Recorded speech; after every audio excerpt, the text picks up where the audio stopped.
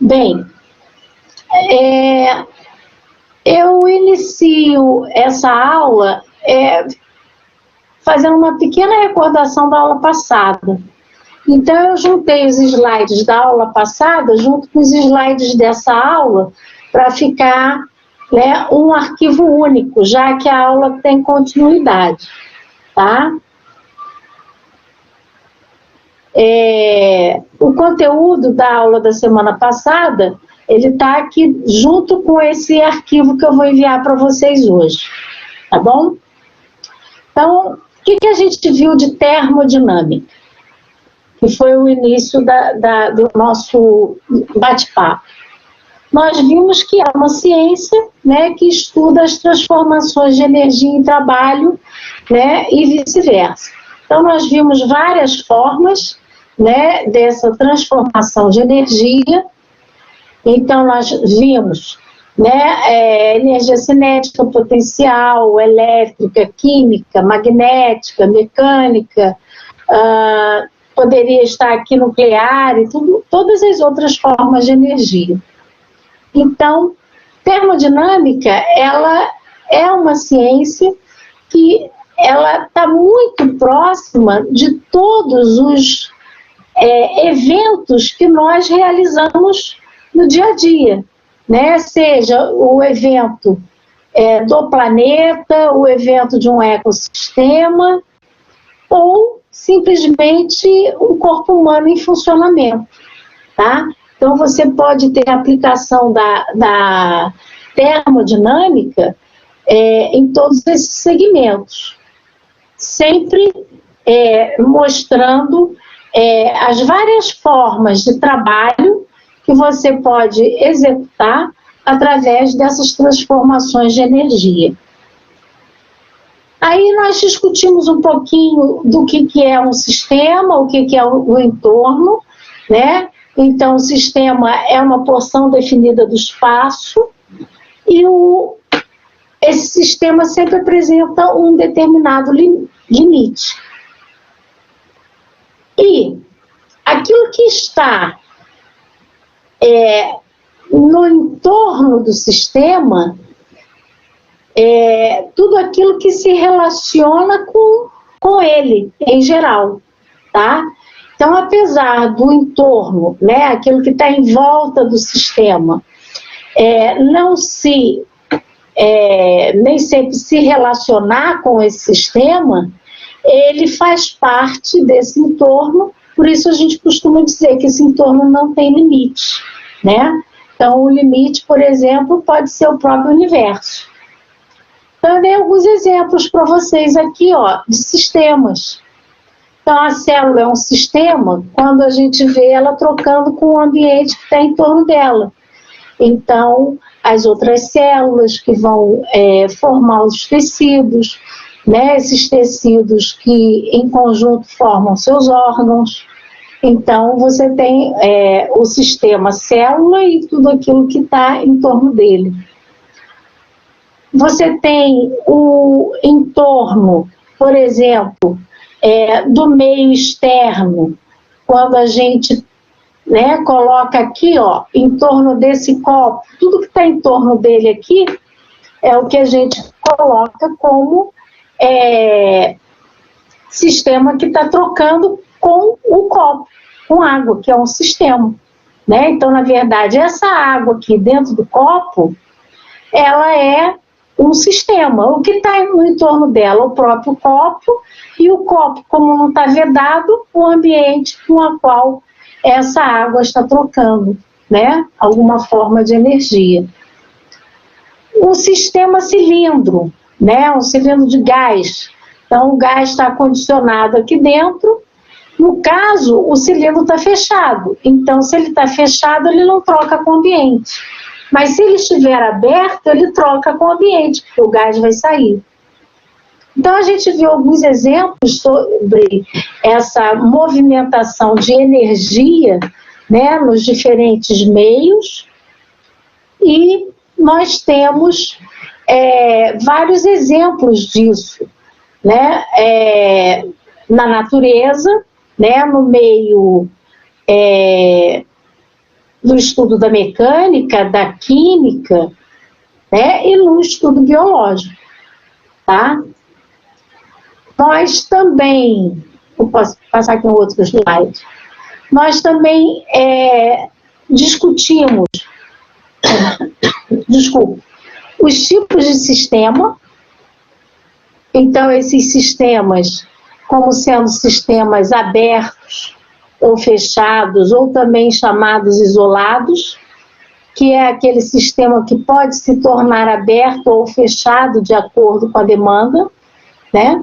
Então, aqui o exemplo que a gente coloca por exemplo, uma cafeteira não, uma garrafa térmica, né? Aqui.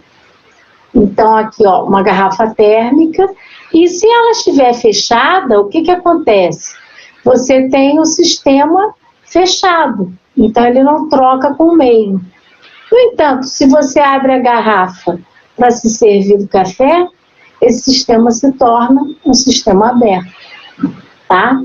Então, esses tipos de relação, elas são importantes para a gente compreender como é que ocorre a movimentação no meio interno, tá? Que nós temos um meio que ele está em constante troca com, né, o meio interno está em constante troca com o meio externo, né? Seja a nível homem-ambiente, seja a nível célula e o seu entorno, tá? Então,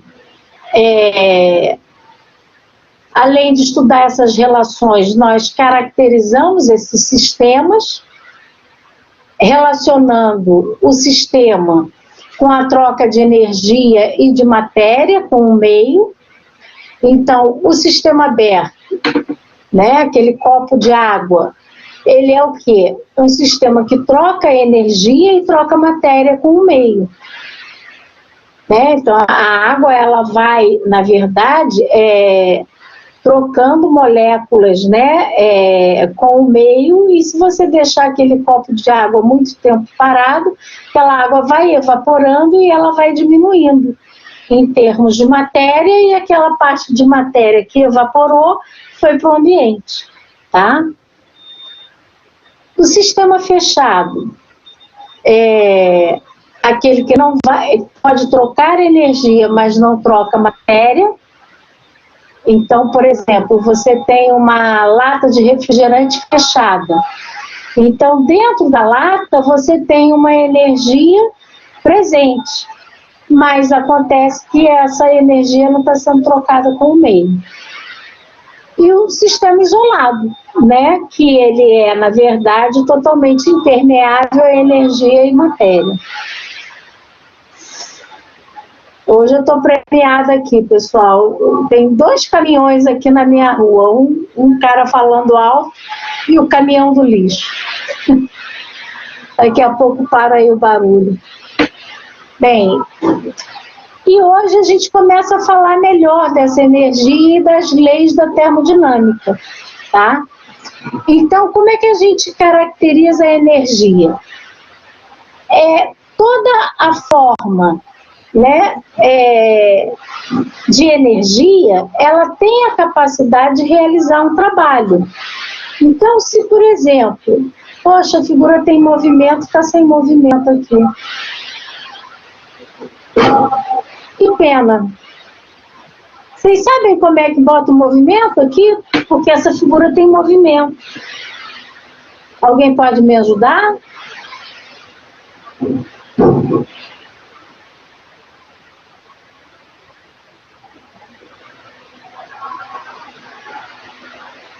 Não, ninguém?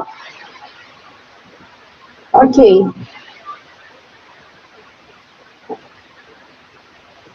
Professora, eu acho que ninguém sabe, não. Desculpa. Estou tentando aqui, mas...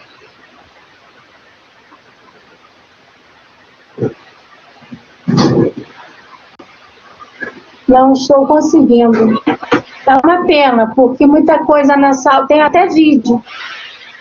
Aí eu não sei como é que eu vou conseguir fazer a movimentação disso. Bem, tudo bem.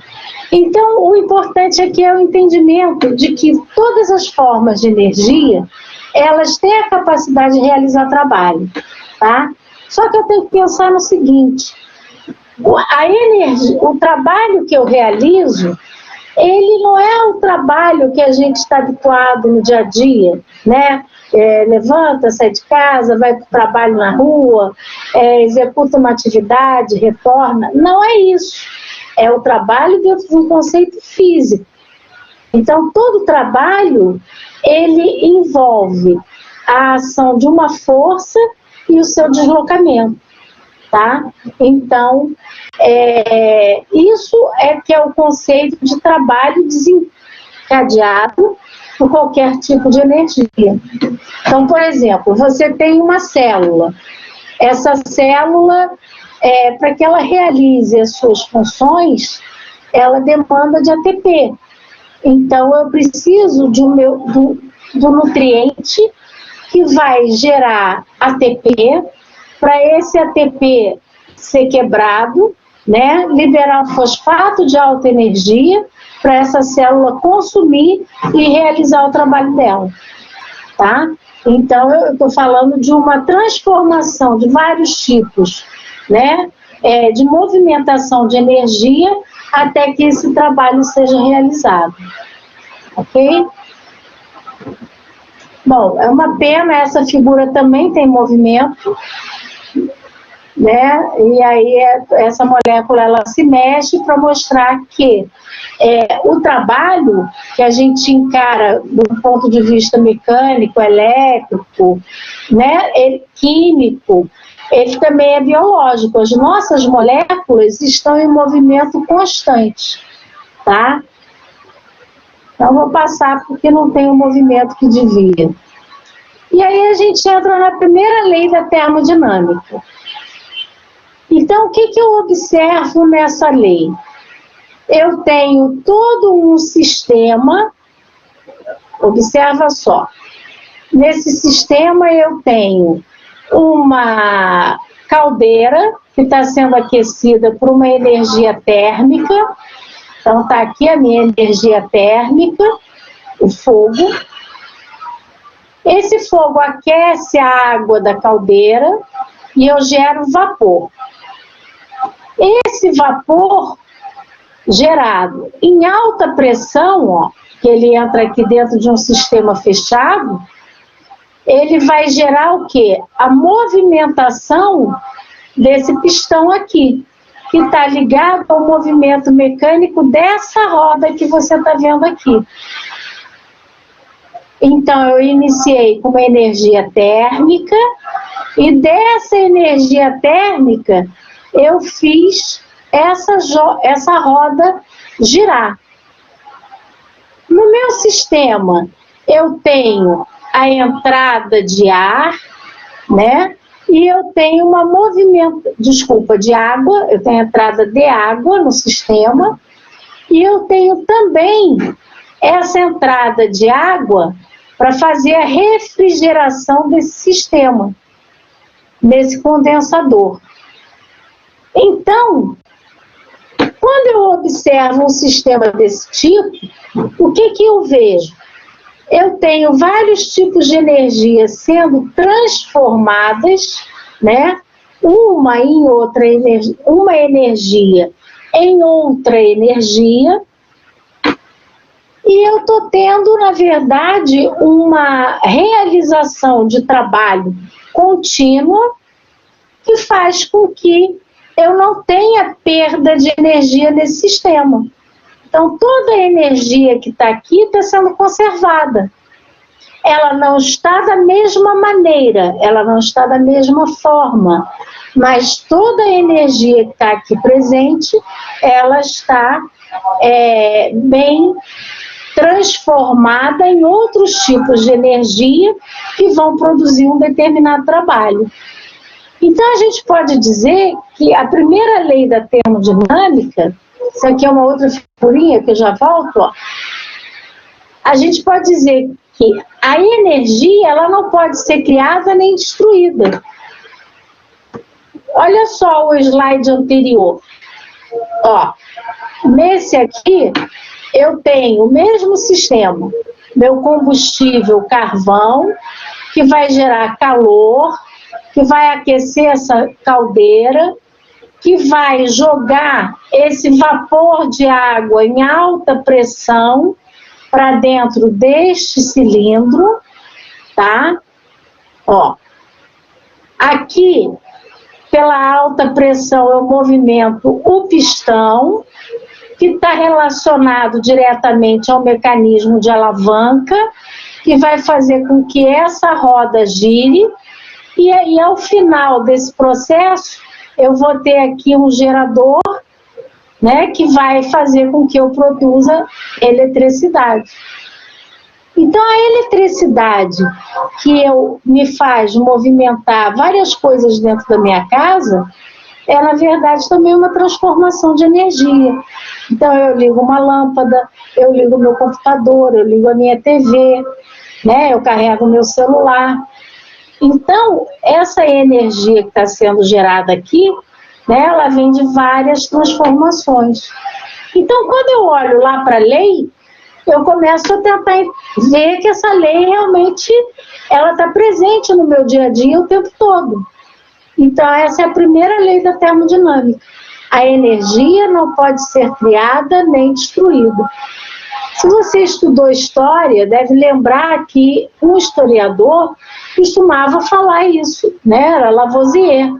Né? Na natureza nada se cria, nada se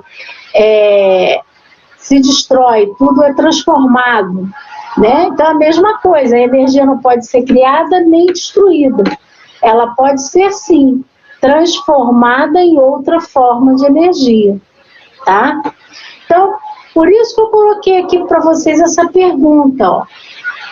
Se essa energia nunca é criada e nem destruída,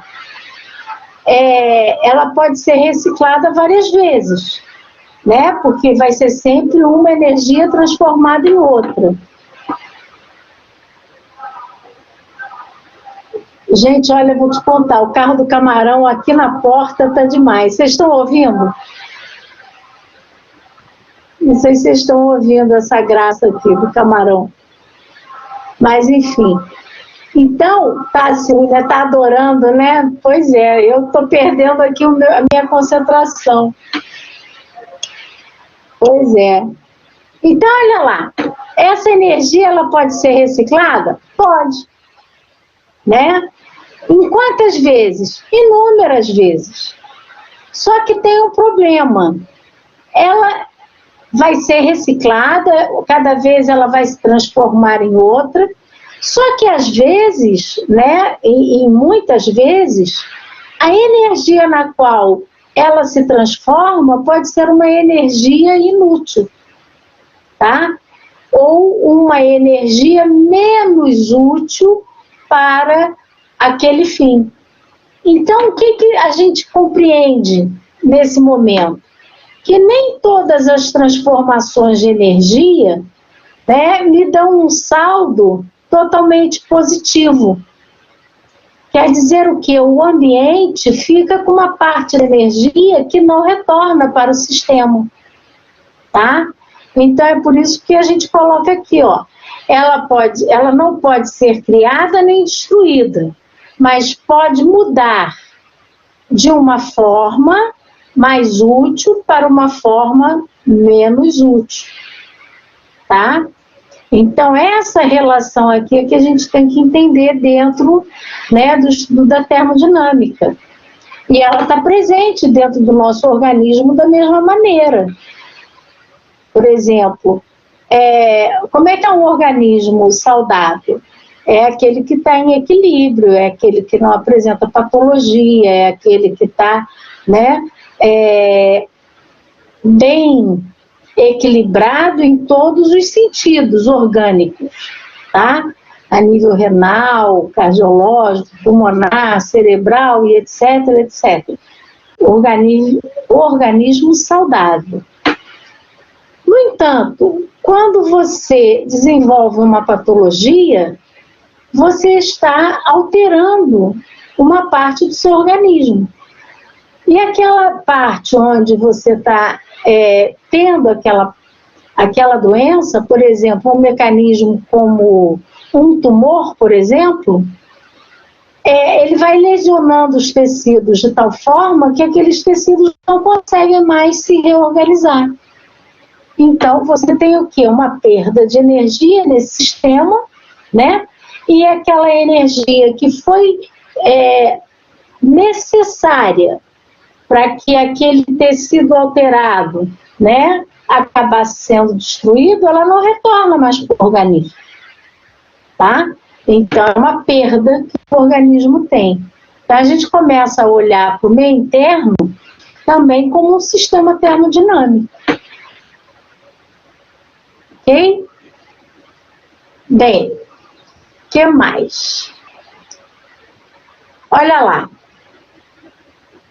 Essa é uma energia útil ou não? O que vocês acham? Quantos de vocês já sentiram essa expressão aí? Garanto que muitos, né? Ao longo do dia, inclusive muitos devem senti-la várias vezes, uma explosão de raiva, de irritação, né? Então você acaba, né? Exatamente, olha aí, várias vezes. É inútil, mas acontece, não é? Então é uma energia que você despende para o meio e que você não traz ela de retorno para você. Compreende? Então, a termodinâmica, ela está muito dentro do nosso organismo o tempo todo. O nosso organismo é um ambiente termodinamicamente falando que apresenta uma estabilidade. Nós somos um sistema aberto porque nós trocamos com o meio. Nós temos, dentro desse sistema aberto, uma preocupação com o equilíbrio dinâmico desse sistema. Nós dependemos de energia essa que vem do alimento que a gente consome no dia a dia, né, e de todas as reações que nós produzimos. E aquilo que depois de ser retirado lá daqueles nutrientes do alimento que a gente ingeriu, a gente faz o quê? A gente excreta, a gente libera para o meio externo. Então, nós somos um ambiente plenamente termodinâmico, né? Uma outra visualização do ambiente interno, tá? Então, essa é a primeira lei. E aí eu fiz um resuminho aqui para vocês, ó. O que tem aí nesse resumo? Que a energia do universo é uma constante. Então, ela não aumenta, ela não diminui. Então, desde que o nosso universo, né, a nossa Via Láctea foi criada, enfim, o universo onde nós vivemos, desde que ele foi criado, a energia que está presente aqui é a mesma. Só que não da mesma forma. Essa energia vem sendo constantemente transformada, né? Então, nessas transformações, a gente sempre produz calor, tá? E nós produzimos também calor nos processos biológicos. A gente não mantém a nossa temperatura controlada? Por quê? Porque nós dissipamos calor para o meio externo. Senão a gente ficava que nem o jacaré, né? O jacaré é um animal psilotérmico e tem a temperatura do ambiente. Nós não, nós mantemos uma temperatura, nós somos homeotérmicos. Temos sistemas fisiológicos especializados para isso, né? Nós temos no nosso hipotálamo, né, no ambiente encefálico, o controle da temperatura corporal. Então, nós temos todo um sistema bastante desenvolvido para a manutenção da nossa temperatura, tá? E nós controlamos essa temperatura dissipando energia na forma de calor. Então, nós dissipamos como? Através da difusão de água diretamente pela pele e através da sudorese. E quem transporta o calor? Normalmente o sangue transporta o calor, né? Que ele vai recebendo, né, como produto final do trabalho dos nossos tecidos. Tá tranquilo até aí, pessoal? Dúvidas? Não? Então tá. Bem, ok, Beatriz, obrigada. Então, olha lá, diferentes formas de energia ou trabalho podem ser convertidas totalmente em calor. Mas o calor não pode ser transformado em trabalho, tá? Totalmente não. Uma pequena parcela dele vai ficar no ambiente, não retorna ao sistema, tá? Então é isso que está aqui, ó. Nem toda energia térmica, ó, isso aqui é importante, ó. Nem toda energia térmica poderá voltar a produzir trabalho. Uma quantidade de energia é convertida em uma forma inútil, né, de energia, tá? E essa forma a gente chama entropia, que é aquela energia que só aumenta no universo, né? A tendência dela é sempre cada vez estar mais alta, porque a cada transformação, uma parte daquela transformação de energia em calor, o calor, quando volta a produzir um determinado trabalho, parte dele fica como entropia, tá? Então, a entropia, ó, é uma coisa importante dentro dessa termodinâmica. Então, um exemplo de entropia, olha só. Você tem aqui, ó, nessa parte aqui, do lado esquerdo, né, da nossa figura, um ecossistema que está mostrando o quê? Um equilíbrio entre, aqui é o ciclo do carbono, por exemplo. Então, é um equilíbrio entre, né, a quantidade de CO2 que a gente tem na atmosfera, esse CO2 sendo consumido aqui pelos vegetais, tá? E eles trocam, né, liberando O2 para o meio externo.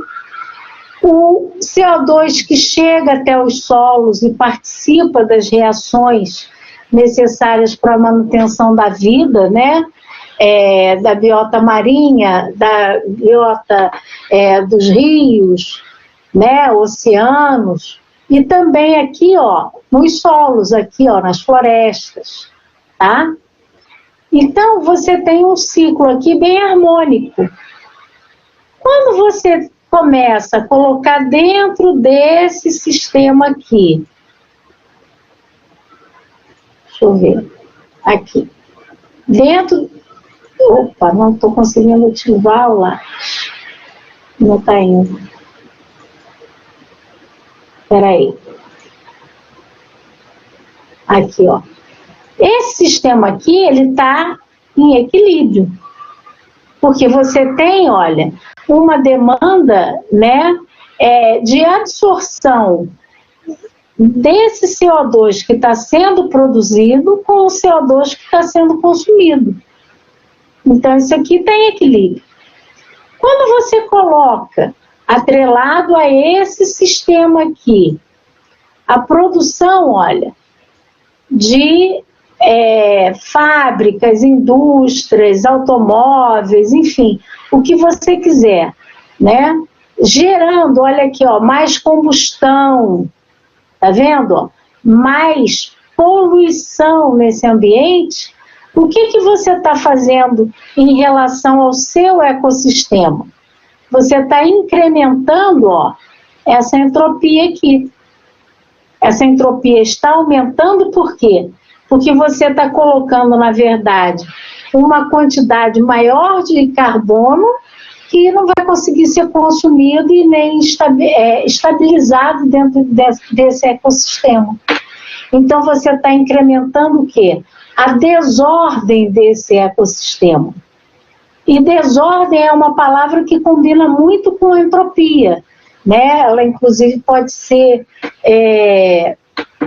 conceituada como grau de desordem do ambiente, né? O grau de desordem de um sistema. Quanto maior a entropia, mais desorganizado ele fica, tá? Então, você vê, os poluentes, eles na verdade fazem o quê? Eles aumentam a desordem do sistema. Por que nós temos atualmente o aquecimento global? E vamos ter cada vez mais?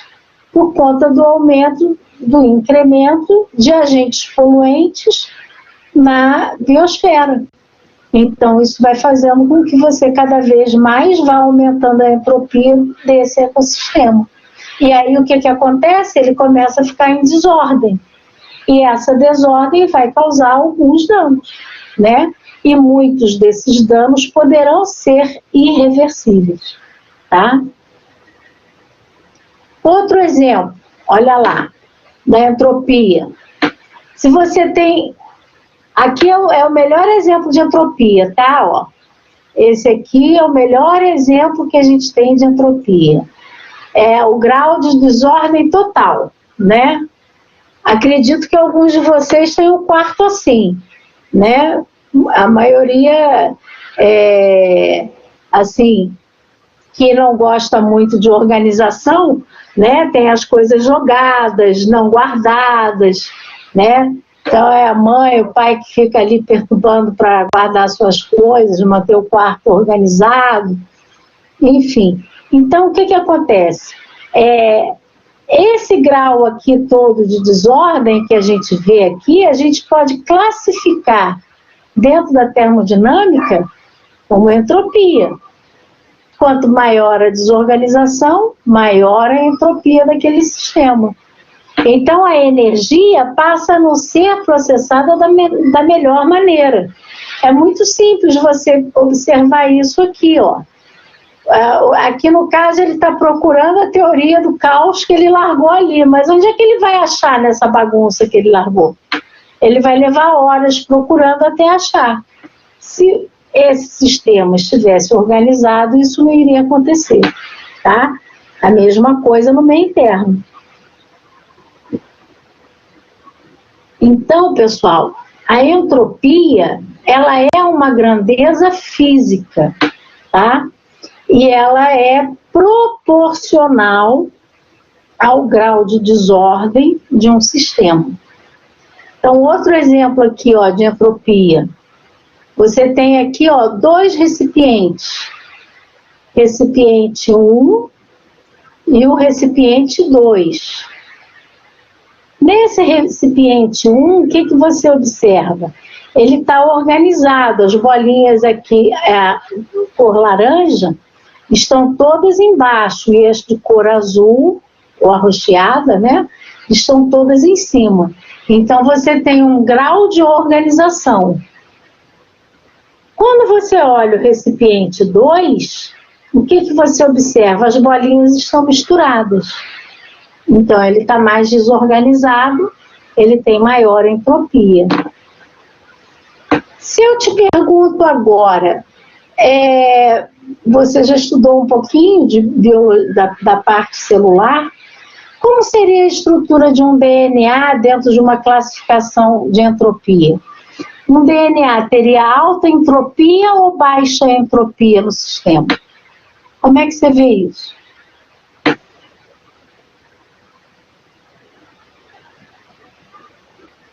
Estou esperando as respostas. Como é que o DNA poderia ser classificado em relação à entropia? Acha que baixa. Por quê? Porque o DNA ele é organizado, não é? Exatamente, ele é altamente organizado, né?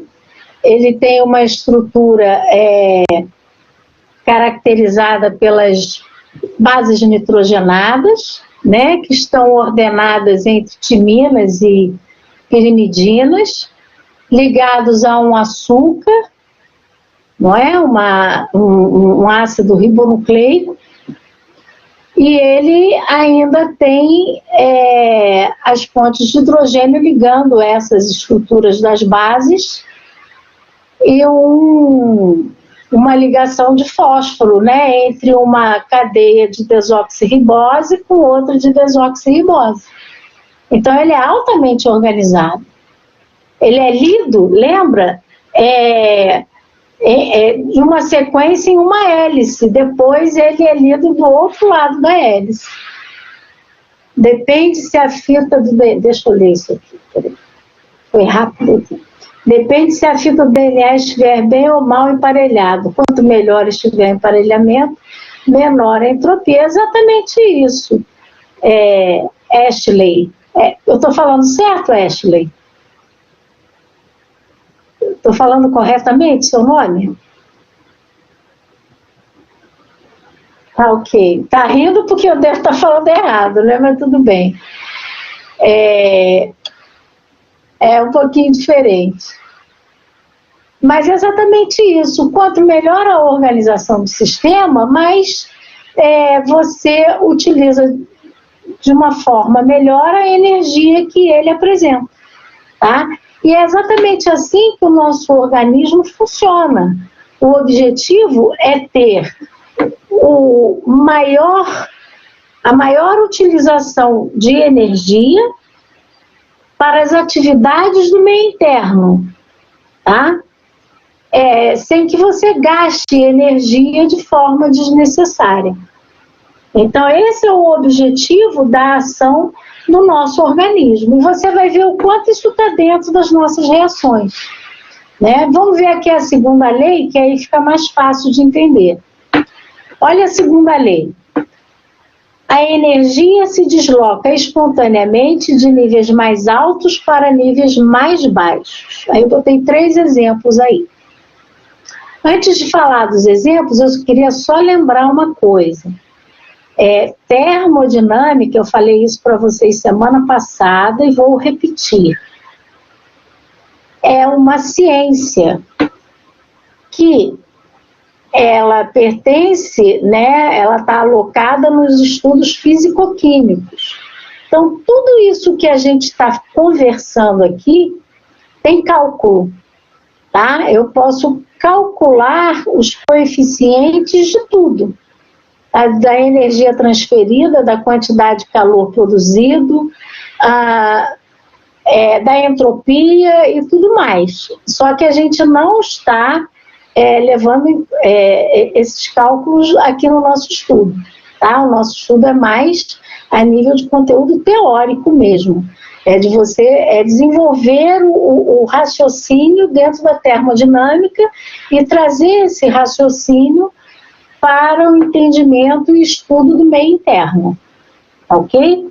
Então, eu gosto de sempre lembrar isso, porque quando você for abrir o livro para estudar, você vai ver cálculo de tudo quanto é jeito, tá? Então, não precisa se assustar, porque a gente não vai estudar essa parte da matéria usando cálculo.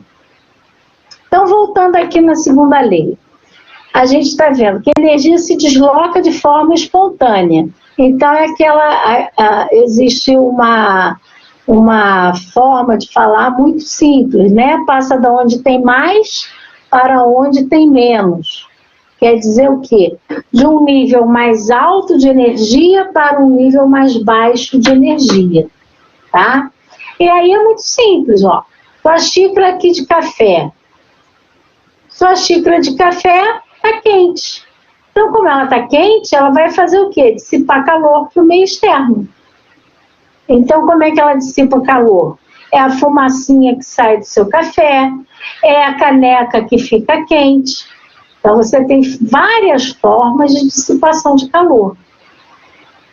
E você tem, né, entre esses dois sistemas aqui, ó, o meio externo da caneca e o que está dentro da caneca, que é o teu chá, o teu café, enfim, ele vai entrar em equilíbrio com o meio externo. Como? Se está muito quente, eu vou perdendo calor para o meio. Ok. E se o meu meio aqui fora está mais frio, esse calor está sendo ganho por esse sistema aqui que está mais frio. Vai ter um momento que eu vou encontrar o quê? Igualdade nessa temperatura. O que estava muito quente vai esfriar e o que estava muito frio vai ficar morno. Então, eu vou ter o quê? Na verdade, um sistema aqui, ó, equilibrado, tá? Então, esse equilíbrio eu vou encontrar aqui, ó, através de uma movimentação de energia. O calor que está sendo dissipado nessa reação aqui, e essa reação aqui, que é uma reação fria, por exemplo, vai ganhar essa energia. E ao mesmo tempo, né, ela vai fazer o quê? Vai aumentar a temperatura dela um pouquinho. Então, eu vou ter aqui no final uma igualdade, em termos de equilíbrio térmico, tá? Então, sempre vai acontecer isso. Vai passar da onde tem mais para onde tem menos, tá? E aí a gente olha para o meio interno. Então, quando eu olho lá para o meio interno, o que eu vejo? Olha, alta concentração,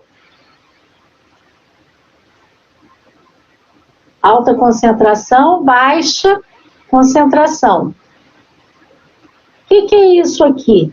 É uma membrana, né? Ó, bicamada lipídica, tá vendo, ó?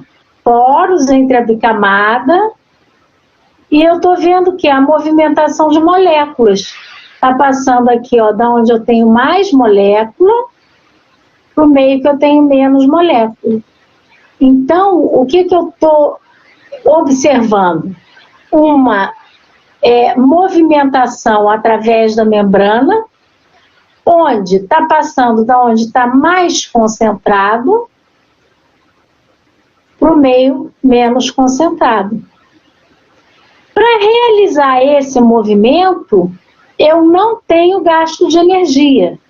Então, ó, aqui a energia que eu gasto é zero. Não tenho gasto de energia, porque o meu movimento é espontâneo. Agora, se eu quiser levar uma molécula da onde ela está menos concentrada para o meio mais concentrado, eu tenho que gastar energia. Então, é possível? É possível. Eu posso deslocar, né, energia de um nível mais baixo para um nível mais alto. Mas aí eu vou ter que fazer o quê? Ó? Olha a palavrinha aqui, ó. Palavrinha mestre. Eu vou ter que realizar trabalho. Então, se, por exemplo, eu olho aqui, ó, eu tenho uma geladeira. O que faz uma geladeira? Ela não tira o ar quente aqui de dentro, joga para fora, né, através do motor que está aqui atrás, que é para manter esse ambiente interno refrigerado. Então, eu só consigo refrigerar a geladeira quando eu jogo esse calor para fora. Mas quem faz isso? Esse motor que está aqui atrás da geladeira. Então, eu tenho que ligar esse motor numa tomada, usando energia elétrica, para fazer uma movimentação mecânica para retirar o calor aqui de dentro e manter este ambiente interno aqui, ó, refrigerado. É a mesma coisa que faz um ar-condicionado. O ar-condicionado também ele faz o quê? Ele rouba o calor do ambiente e joga esse calor para fora e o ambiente fica mais frio, tá? Então, é possível? É, mas aí eu vou realizar trabalho. Isso quer dizer o quê? Na nossa linguagem, eu vou gastar energia. Então, eu vou gastar energia para poder realizar aquela movimentação, tá? Aí sim, eu posso transferir energia de um nível mais baixo de energia para um nível mais alto. Se você observar, ó, olha só, aqui eu tenho nessa figura o quê? Uma membrana, de novo, ó. E aqui o que eu tenho ilustrado nessa membrana? Uma bomba de sódio e potássio. Vocês lembram como é que funciona a bomba de sódio e potássio nas nossas membranas? Que é o que nós chamamos de transporte ativo. Né? Um dos tipos. Essa daí é a principal, mas não é a única. Nós temos vários tipos de bomba, né, de transporte ativo. A principal é a sódio e potássio. Por quê? Porque ela está presente em todas as nossas células. Né? Célula, sem a bomba de sódio e potássio, é célula morta. Tá? Então, o que faz a bomba? Ela tira do meio intracelular, que tem pouco sódio, ela tira 3 íons sódio, né? 3 moléculas aqui, e joga para o meio externo. E, ao mesmo tempo, tira 2 potássios aqui do lado de fora e joga para dentro. Então, eu estou tirando potássio da onde tem pouco e jogando onde tem muito. Ao mesmo tempo, eu estou tirando sódio da onde tem pouco, meio intracelular, e jogando para o meio extra, que é um meio que tem muito sódio. Então, para realizar essa movimentação, o que faz esta estrutura proteica aqui? Ela vai gastar, ó, ATP. Então, o famoso ATP é o quê? Energia. Tá? Então, é a energia que a célula conhece e a célula usa. Então, eu gasto ATP para movimentar a bomba de sódio e potássio. Ela vai retirar 3 sódios do meio intracelular e jogar para o meio extra, ao mesmo tempo que retira 2 potássios do meio extra e joga no meio único. Então, isso é uma bomba de transporte ativo. Nada mais é do que um processo que está considerando o quê? A segunda lei da termodinâmica, o uso de trabalho. Então, eu estou transferindo energia do nível mais baixo para o nível mais alto. Quando eu olho no slide anterior, olha aqui, ó. De novo, uma membrana. Só que aqui está passando de onde tem mais para onde tem menos. Então, aqui o processo é difusão. Lembra de fusão? Passa de onde tem mais para onde tem menos. Há gasto de energia? Não, não tem gasto de energia.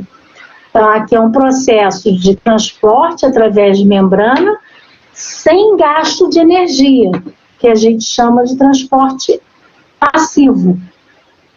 E aqui, eu tenho transporte ativo, com gasto de energia.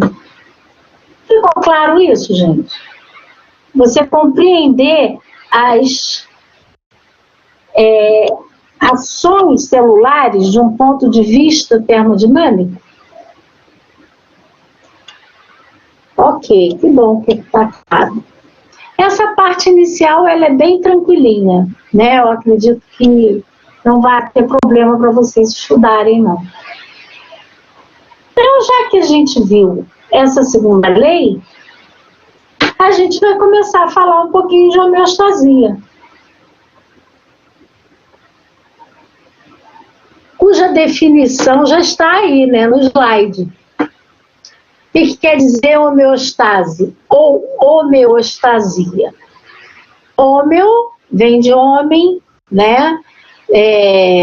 No sentido, desculpe, vem de homem não, vem do latim e quer dizer igual, né? Estasia quer dizer estado. Então, estado de igualdade, estado de equilíbrio, tá? Então, todas as reações que nós temos no meio interno, a gente pode falar, são reações para manter a homeostase orgânica ou homeostasia orgânica. Então, o que é isso? São as condições de equilíbrio do meio interno. Pronto. Aí eu estou começando a falar de um ponto de vista biofísico, um ponto de vista principalmente fisiológico. Eu tenho que compreender que as reações do meio interno, elas tendem a ser equilibradas. Quando elas não são equilibradas, eu desenvolvo o quê? Aquilo que a gente já conversou, que desenvolve a doença, né? Então, quando o organismo ele está em homeostasia, ele pode, né, ter mudanças internas e externas, e essas mudanças podem alterar o sistema, tá? Só que o sistema, eu me refiro fisiológico, né, no meio interno, esse sistema ele vai tentar compensar. O meu sistema é meu organismo. Então, ele vai tentar compensar. Se eu compenso e resolvo, coloco ele em equilíbrio, eu tenho o quê? Saúde, né? Então, é uma compensação bem sucedida. Agora, se eu não consigo fazer essa compensação orgânica, se o meu organismo não consegue se reequilibrar sozinho, o que eu desenvolvo? Uma doença ou uma disfunção, tá? Então, a homeostasia, na verdade, é o estudo do equilíbrio do meio interno do organismo. Então, a gente pode usar essa palavra para tudo, tá? Eu posso estudar a homeostasia do controle hídrico, eu posso estudar a homeostasia do sangue, e aí a gente pode mudar um pouquinho a palavra e falar em hemo, né? Hemo de sangue, hemostasia, então a gente está falando do equilíbrio dinâmico do sangue. A gente pode falar do controle renal, do controle cardíaco, cardiopulmonar, né? Sempre dentro de um aspecto homeostásico, ou seja, um aspecto de equilíbrio, que é o que normalmente a gente considera como estado normal do organismo, tá? Então, por isso é tão importante a gente compreender, né, essas mudanças que acontecem nos sistemas internos. Por quê? Quando eu saio desses sistemas, né, do equilíbrio desses sistemas, eu desenvolvo a doença, tá? E aí, pessoal, tá tranquilo? Estão conseguindo compreender? Eu estou indo muito rápido? Como é que está indo aí? Tranquilo? Ok, obrigada. Bem, então, ó, quando eu começo a estudar a homeostase celular, o que me aparece? Ó, equilíbrio do meio interno e externo. Aí eu venho aqui e olho o meu quadrinho. O que eu tenho? Eu tenho uma célula, né? Essa célula troca com o meio externo ao dela, que é o que a gente chama de líquido intracelular, o meio interno da célula. O meio que está externo à célula é um meio extracelular. Só que esse meio extracelular, ele é classificado de acordo com o tipo de meio extracelular. Então, o meio extracelular que está entre as células, a gente chama de meio intersticial. É o intertício celular. É aquele líquido, né, que na verdade tem entre as células, que é constituído por todas as características do líquido extracelular, e ele faz com que a célula tenha nele um ambiente de troca.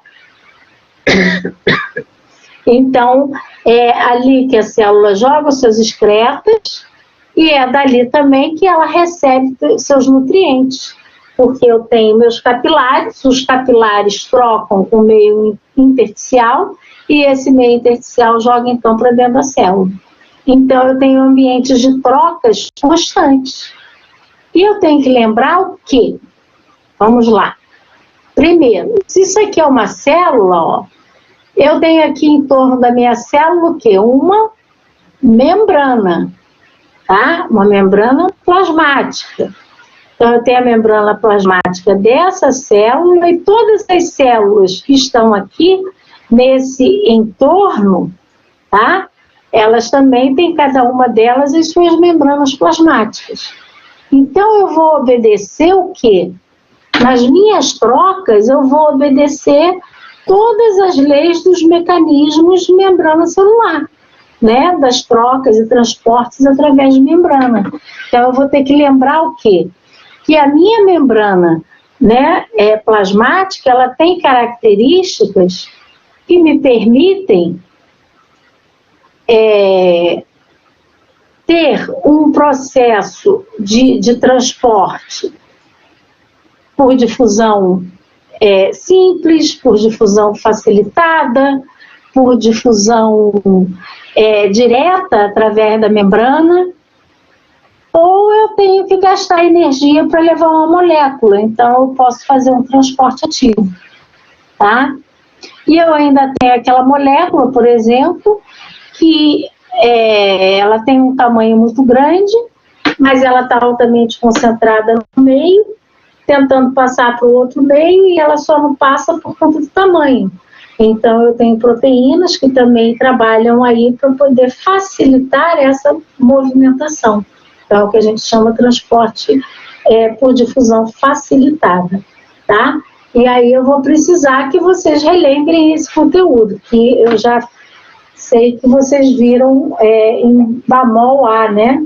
Vocês falaram um pouquinho sobre isso. Estou certa ou estou errada? Vocês estudaram transporte através de membrana? Sim, né? Que ótimo, obrigada, Vinícius. Então, eu preciso que vocês relembrem isso, tá? Então, olha lá. Eu tenho que lembrar o quê? Que no meu meio interno, tá? Eu tenho diferenças entre o meio extra e o meio intra. Então, olha as minhas diferenças. Sódio, altamente concentrado no meio extracelular e baixa concentração no meio intracelular. Potássio, baixa concentração extracelular, alta concentração intracelular. E assim vai, ó. Pegar aqui outro, cloro. Eu tenho muito cloro no meio extra, pouco no meio intra. Olha a glicose. Glicose eu tenho aqui 90 miligramas por decilitro no meio extracelular. E no meio intra varia de 0 a 20. Por que eu posso ter 0 de glicose no meio intracelular? Porque essa glicose, quando entra no meio intracelular, ela vai ser consumida pela célula para poder gerar o quê? Energia. Então, a glicose no meio intracelular, ela sempre vai ser em baixa concentração. E ela pode tender a 0 se essa célula consumir, né, toda a energia dela. Tá? E assim, olha, eu vou tendo a concentração para vários eletrólitos e várias moléculas, colesterol, fosfolipídios, gorduras e por aí vai. Proteínas, né? Olha lá, proteína, onde ela está mais concentrada? No meio intracelular, ó. Por quê? A proteína ela é produzida no citoplasma da célula. Lembra da síntese proteica que é realizada lá no ribossoma? Ela produz a proteína pela leitura do RNA mensageiro, né? Leitura do mensageiro, e aí é feita a proteína. E essa proteína, assim, 99,9% das vezes, permanece no citoplasma, tá? Só aquelas proteínas que são plasmáticas, que estão presentes no plasma sanguíneo, que, na verdade, podem migrar para o meio externo, tá? Então, sempre lembrar, a proteína não sai da célula. A proteína, ela é sempre em alta concentração no meio intracelular.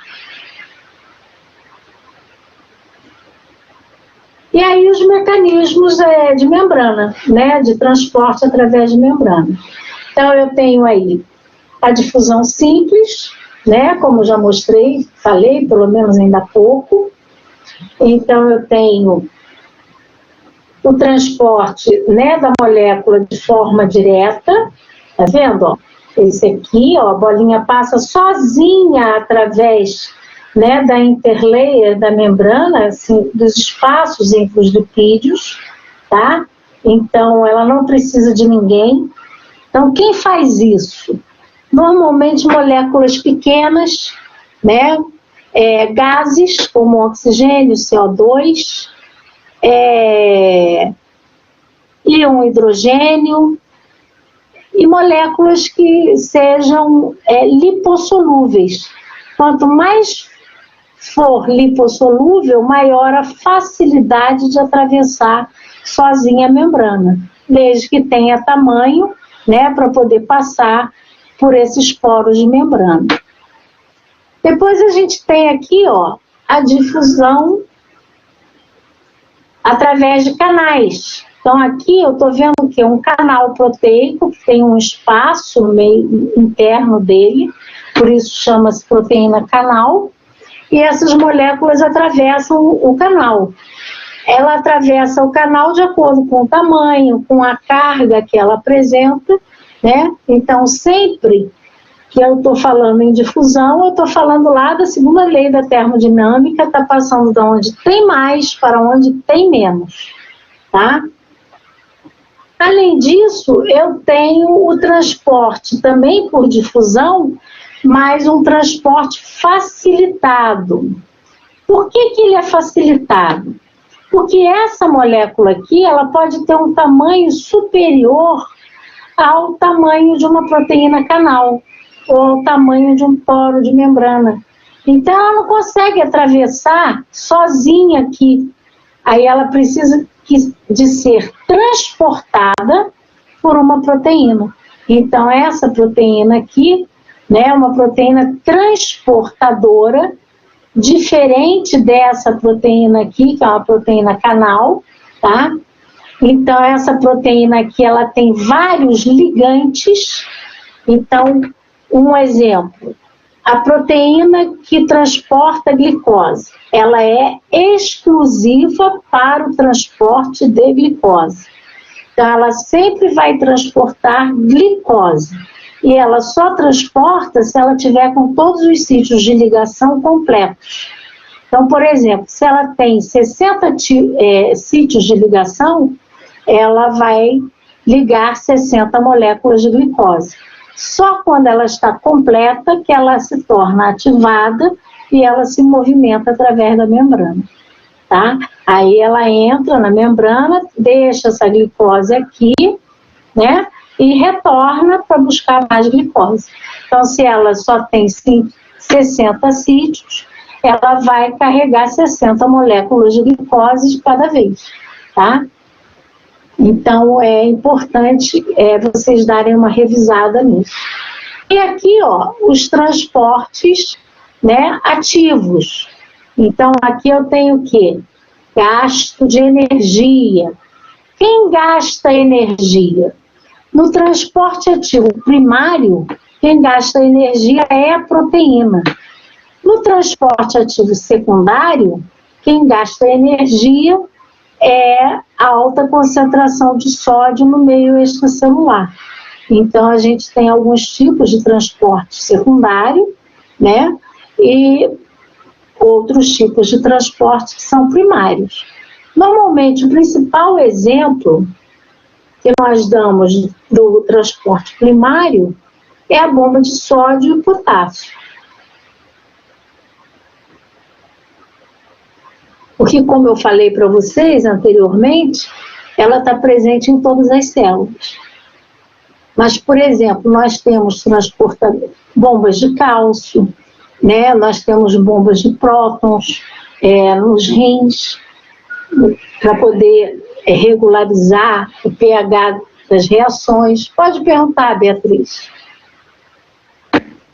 Professora, licença, você pode repetir, por favor, o primário, a diferença entre primário e secundário, que meu áudio travou aqui, por favor? Pois não. O transporte ativo primário, o gasto de energia é feito pela proteína. A proteína, ela tem um centro ativo que quebra a molécula de ATP e retira um fosfato de alta energia, e esse fosfato de alta energia é que movimenta a proteína, para que ela transporte o sódio e o potássio, né? Então ela joga o sódio para fora da célula e ao mesmo tempo puxa o potássio. Então, quem gasta energia é a proteína. Num transporte secundário, como o nome está dizendo, ele acontece depois do primário, então por isso ele é chamado secundário. Normalmente, o meio onde a proteína está presente é um meio que é rico em grande concentração de sódio, que é um dos íons que a gente tem maior concentração no meio extracelular. Então, esse sódio, ele gera energia natural da molécula de sódio, né? Do elemento químico sódio, em grande concentração, ele tem uma energia natural. E ele cede essa energia para a proteína movimentar outro tipo de molécula. Então, essa energia sempre vem da concentração do meio externo. E aí, quem gera essa energia normalmente é o sódio. Tá? Então, aí a gente tem, por exemplo, todas as proteínas têm o sódio como ligante e um outro elemento que a célula tem a necessidade. Então, pode ser uma bomba sódio-hidrogênio, uma bomba sódio-glicose, né? A glicose também entra por transporte secundário. Então, você pode ter transporte de glicose sem gasto de energia, pela difusão facilitada, ou com gasto de energia pelo transporte secundário. E aí, no transporte secundário, quem ajuda, né, a essa movimentação da proteína é a energia do sódio. Tá? Ficou claro? Ficou sim, obrigada.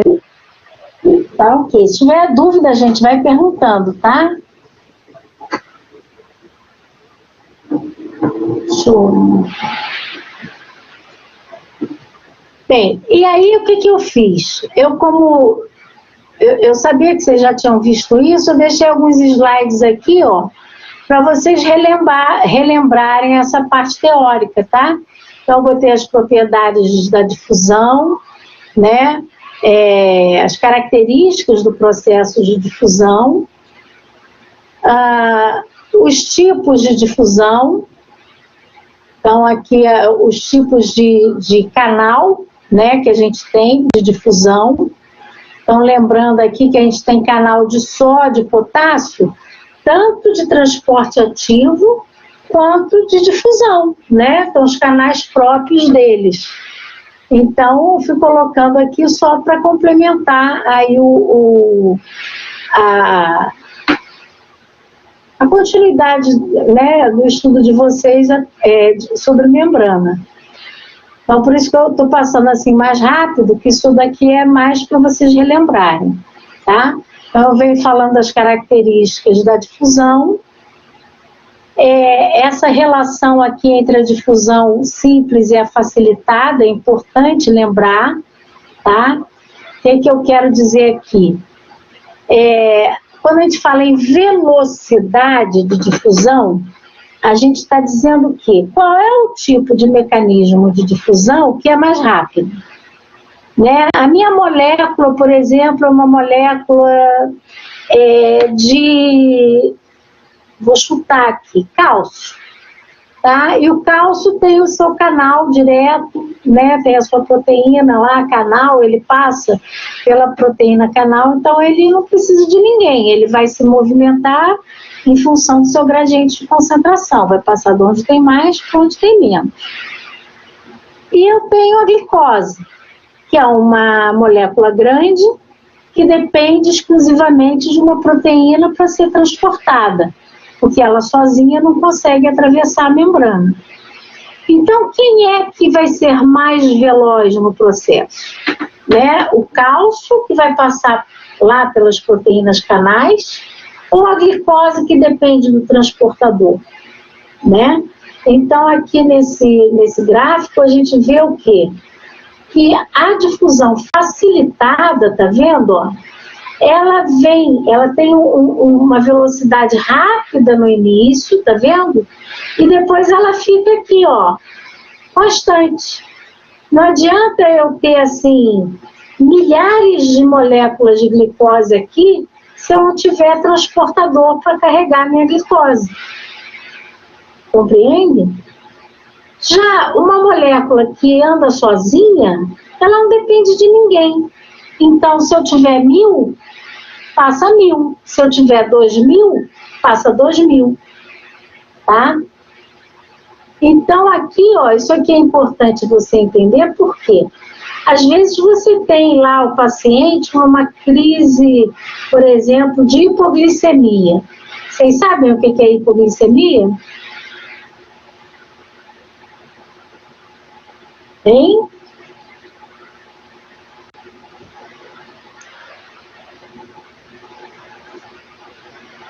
O que é hipoglicemia, pessoal? Açúcar baixo, tá certo, Érica? É açúcar baixo. Aí o que você faz com o paciente que está com açúcar baixo? Você faz com ele? Normalmente dá glicose ou soro glicosado. E se você der muito, o que acontece? Ah, ele faz hiperglicemia. Exato. Por quê? Porque se você der muito, só vai entrar dentro da célula a glicose que tiver transportador para carregar. Entende? Se eu tiver mais glicose do que o transportador, a glicose se acumula no meio externo. E aí eu faço uma hiperglicemia. Compreendeu? Então, quando assim a gente tem um paciente com hipoglicemia, não adianta eu dar aquele copo lotado de açúcar para o pobre coitado, porque ele vai sair de uma crise hipoglicêmica e vai entrar numa crise hiperglicêmica. Eu tenho que dar açúcar? Sim. Né? Então, basta assim aquele cafezinho, né, com uma quantidade normal de açúcar, ou até uma balinha e mais nada, é o suficiente para você tirar o paciente da hipoglicemia, tá? Então, assim, compreender essa relação do processo de difusão tem muito a ver com as reações do meio interno. Tá ok? Ficou claro, gente?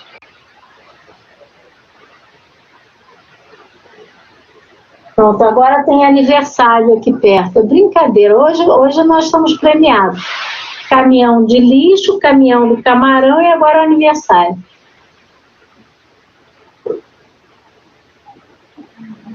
Eu conheço uma pessoa assim, professora, está com açúcar baixo, come um doce pequeno e melhora. É isso aí. É isso mesmo. Bem, então, lembrando aí, então, essa velocidade de fusão, que é bom vocês terem atenção na hora que forem fazer a revisão de vocês sobre membrana, tá? E aí aqui eu botei o transporte ativo, a ilustração da bomba de sódio e potássio, para você relembrar. Já expliquei, não vou repetir, a não ser que alguém tenha dúvida. Aqui também é o funcionamento da bomba, tá? E aí a gente vem chegando aqui nos fluidos corporais, que a gente já começou a falar. A gente estava falando em homeostasia. Então, por que a gente veio parar em membrana? Porque para que a gente tenha, né? Vou até voltar lá no slide, para vocês relembrarem. Ó. Olha lá. O controle da homeostasia celular tem a ver com o equilíbrio dos meios internos e externos. E isso depende da permeabilidade seletiva. Quem é que faz essa permeabilidade seletiva? A membrana, tá? Por isso a gente voltou lá na membrana, para relembrar. Então, agora eu vou tentar entender o quê? como é que se dá esse equilíbrio aqui. Eu já sei que a membrana é aquela que diz passa, não passa, né? Pode, não pode. Agora eu vou entender como é que o equilíbrio acontece. Então, ó, outra coisa antes que eu vou relembrar. Lembrando que o meu equilíbrio, olha lá, quando eu olho esse quadrinho aqui, ó, essa tabelinha aqui que eu li para vocês, ó, o que eu entendo dessa tabelinha? O meu equilíbrio estabelece, ó, diferenças. Não tem igualdade. O sódio, ele tem mais concentração no meio extra, baixa concentração no meio intra. O potássio, o contrário. Olha lá, a glicose, alta concentração no meio extra, baixa concentração no meio intra. Olha os aminoácidos, baixa concentração no meio extra, alta no meio intra. Isso aqui é uma situação de equilíbrio. Então, meu equilíbrio estabelece, ó, diferenças. Nunca esqueça, diferenças. Nunca igualdade, tá? Nós não temos um equilíbrio que a gente estuda lá na termodinâmico igual da engenharia, né? Que nos sistemas dele o equilíbrio tem que estar alinhado e tem que dar 0 a 0, de um lado e do outro. O nosso não. Se você igualar o meio interno ao meio externo, o que acontece com você? Quem é que sabe? Se eu igualo o meio interno ao meio externo, qual é a situação que eu estou? Ninguém sabe? Seria distúrbio metabólico que fala? Não. Quando iguala o intra com o extra, eu não tenho distúrbio metabólico, não. Morte, exatamente, Giovana.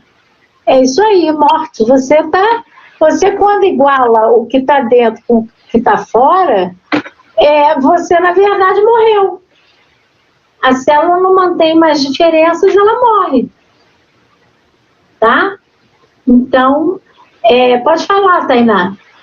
Mas não tem nenhuma doença que cause, tipo, uma alteração específica, né, do intra para o extracelular?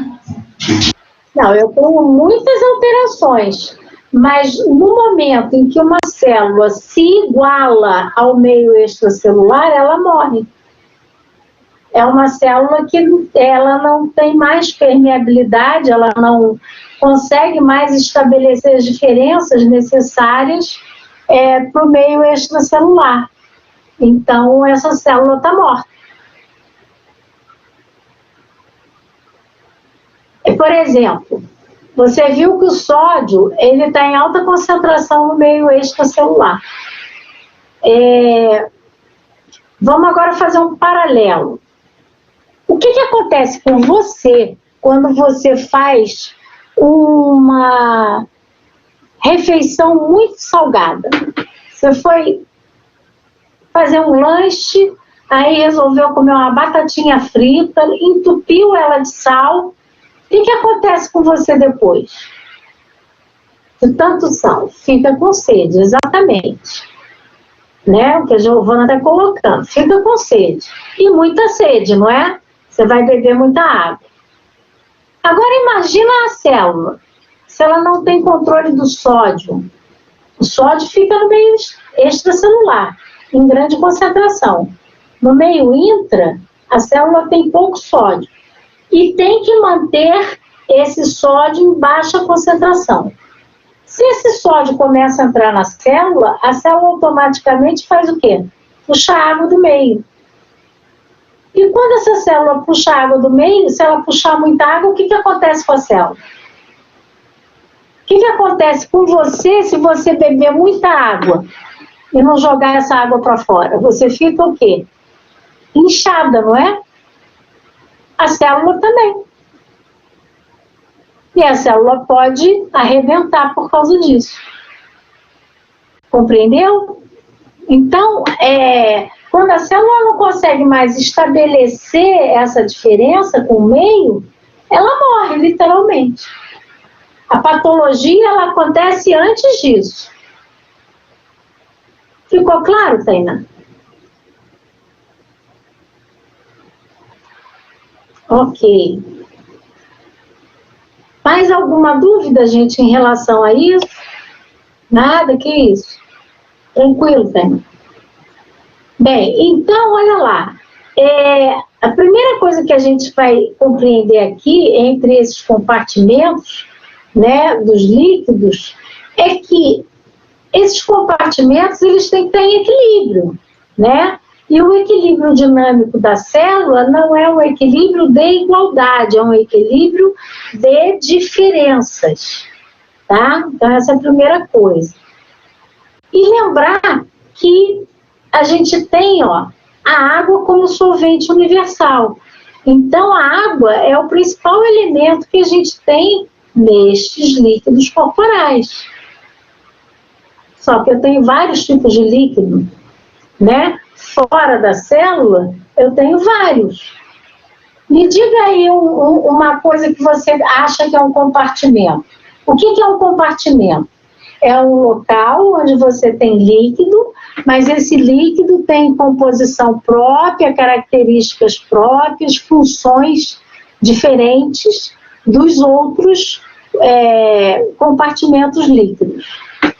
Então, você já sabe que eu já falei para você, que é o líquido do meio intersticial. É aquele líquido que está entre as células. Me diga um outro compartimento que você conhece, ou outros.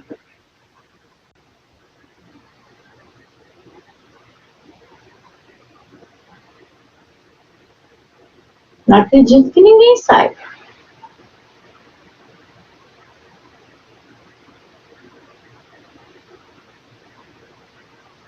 Não creio. Vamos lá. O que circula através dos nossos vasos? Hein, gente? Não é o sangue? O sangue não é líquido? Então, é um compartimento sanguíneo. Onde é que está a água no sangue? O sangue é composto de quê, gente? Célula e plasma. Qual é o ambiente líquido do sangue? Onde você tem a água, que é o solvente? É o plasma. É a parte aquosa do sangue. Outro compartimento que é líquido e é meio extracelular.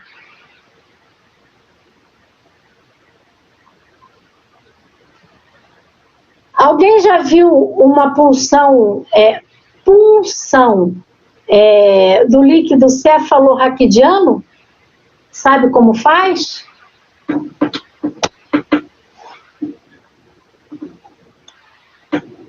Onde é que tira? Da onde é que você tira o líquido cefalorraquidiano? Ele é extraído da onde? Da medula, isso mesmo. E esse líquido banha o quê? Ou quem?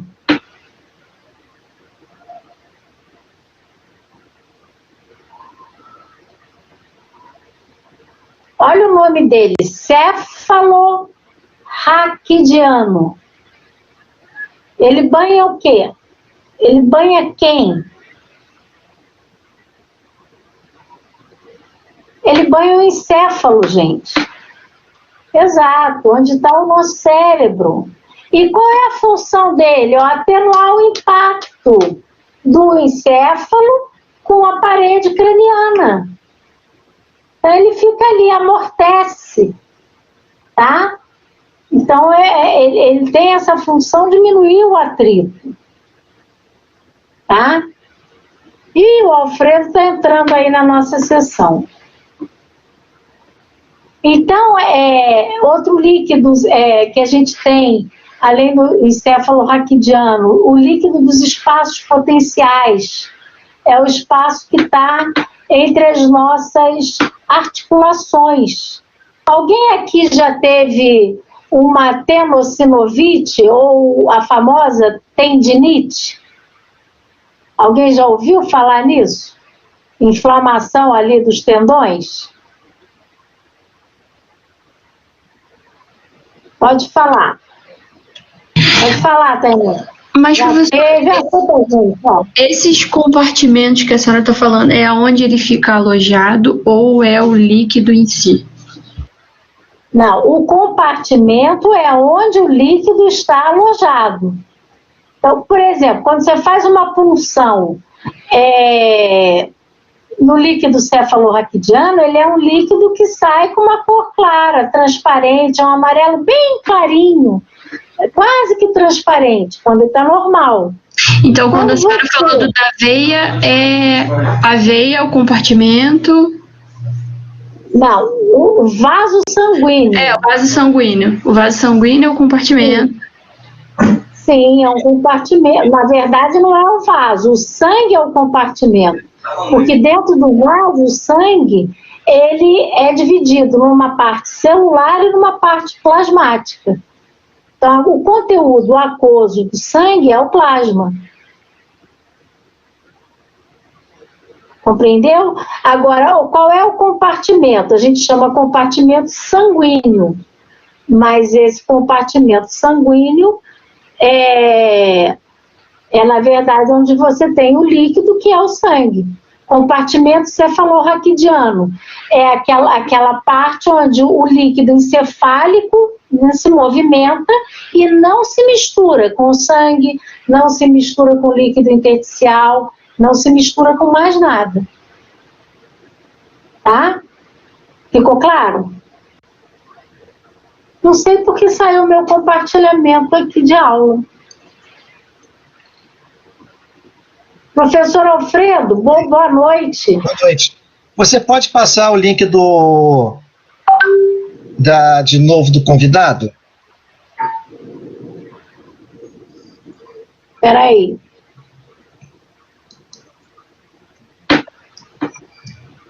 Porque ela não está conseguindo entrar. Tá, peraí, um momentinho. Eu vou pegar aqui o celular que fica melhor para mim. Pessoal, só um minutinho. Boa noite, pessoal. Enquanto a professora está ajustando ali a chegada da professora, das professoras, tudo bem com vocês?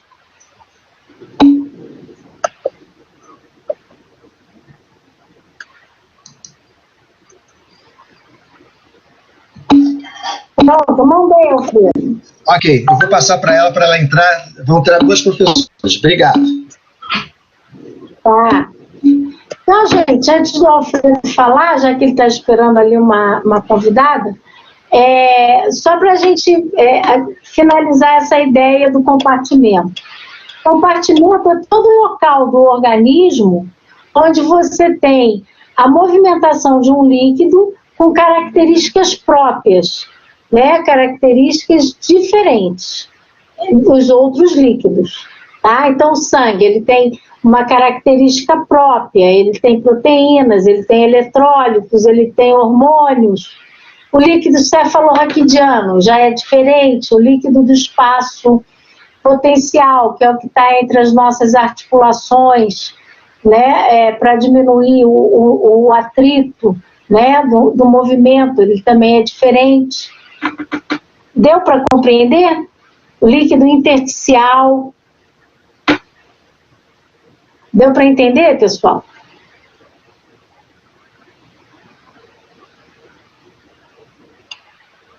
Tá legal. Eu vou fazer o seguinte, já que meu compartilhamento caiu aqui, não entendi o porquê, só para a gente ver aqui onde a gente parou.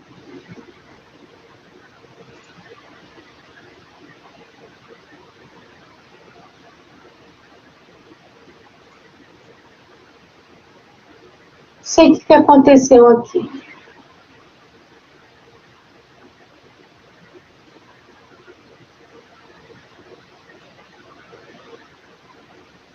Para mim, de repente, ficou lento aqui a internet. Eu acho que foi por isso que descompartilhou. Ah lá. Pode ter sido.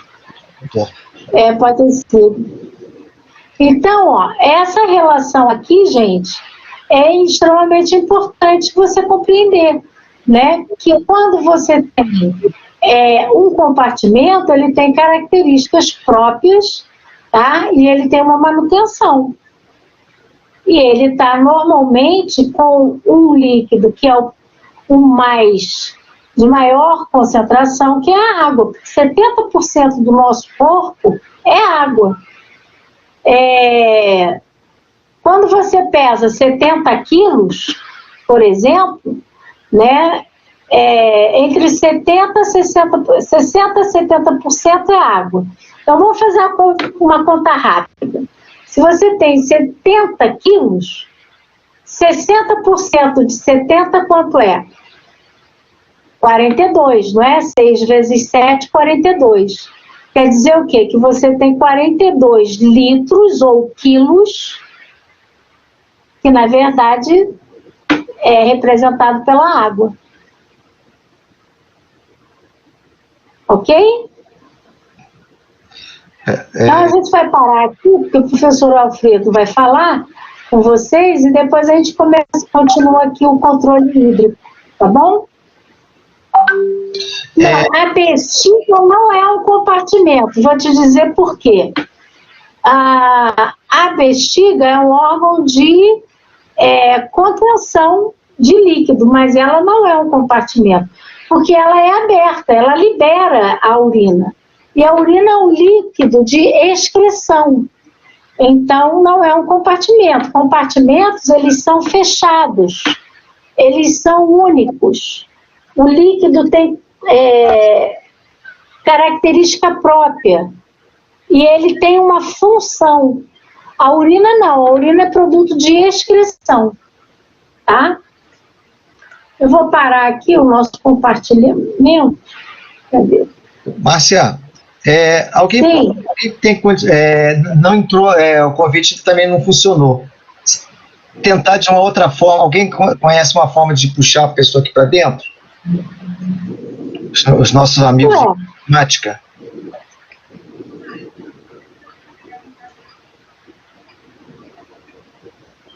Eu não entendi por que não está entrando, porque eu botei o horário.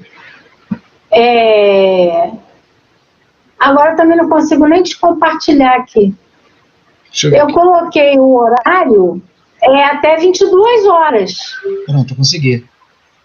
Era para ter Conseguiu? Consegui, porque você me botou como moderador, então eu também posso fazer. Deixa eu ver se eu consigo fazer aqui a... eu botou como moderador? Como moderador. Deixa eu ver se eu consigo. Que pena. Eu botei então sem saber. Eu fui mexendo.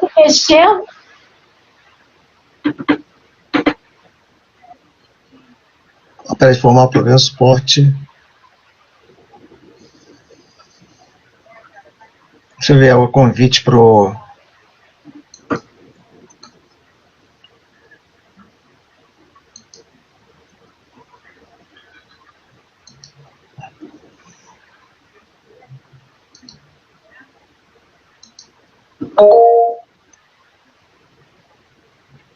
Tem alguém com a mão levantada. Beatriz, você sabe como eu posso pegar aqui o convite?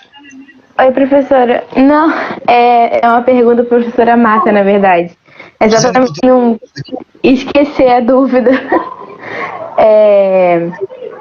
Que você falou ali, né, da urina, da bexiga, que por ser aberto não é considerado um compartimento. E aí, eu, na minha cabeça aqui, eu fiz uma associação, então, que compartimento seria um sistema fechado, é isso? É um sistema fechado, exatamente. A nível termodinâmico é.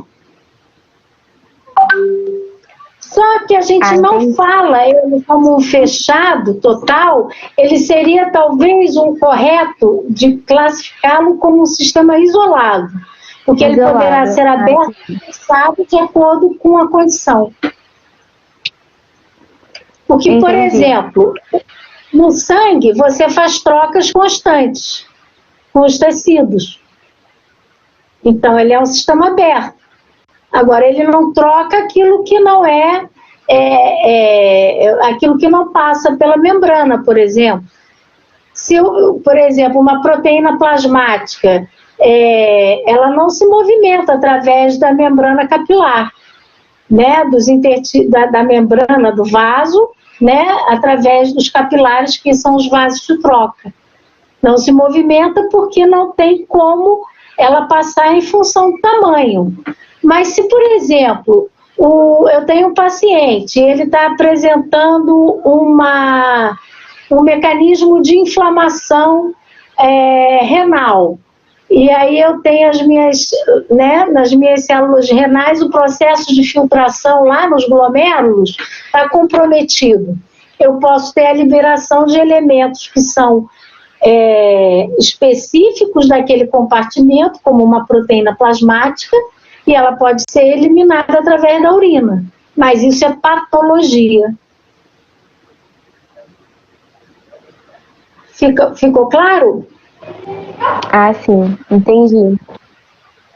Tá? O compartimento, ele é específico. Por exemplo, se você me perguntar, sistema gastrointestinal é um compartimento? Não, não é. Porque você não fica acumulando aquele líquido ali dentro, entende? Aquilo ali é ambiente de troca, ambiente com uma função específica. Depois a gente volta nisso com calma, tá? Eu vou repetir essa parte. Não, tudo bem, eu entendi. Professor Preto, você já conseguiu mandar o convite? Não tô achando. De onde é que você achou os convites, Márcia? Não, Bia. É porque geralmente a gente, quando não está achando a aula, a gente manda o link lá no grupo e consegue acessar. Eu acho que até mandaram hoje também, eu posso ver se tem lá para mandar. Mas foi o link que eu mandei. Só que não está funcionando mais.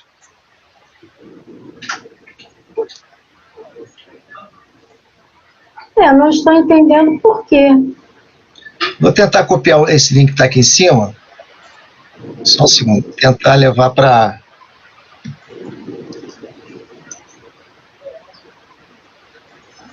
Professor, tem que mandar um link novo, porque se o link passar um pouquinho de tempo, ele não funciona mais. Aí dá erro na sala. Ok.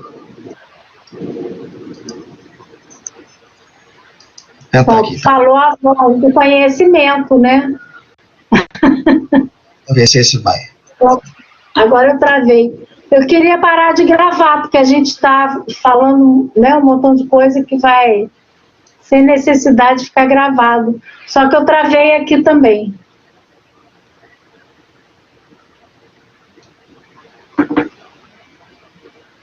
Alfredo, você que está como moderador, para de gravar, eu travei aqui, o meu sistema travou. Já vou parar, só um minutinho. Ok. Eu acho que isso aqui já deu. Perfeito, peraí.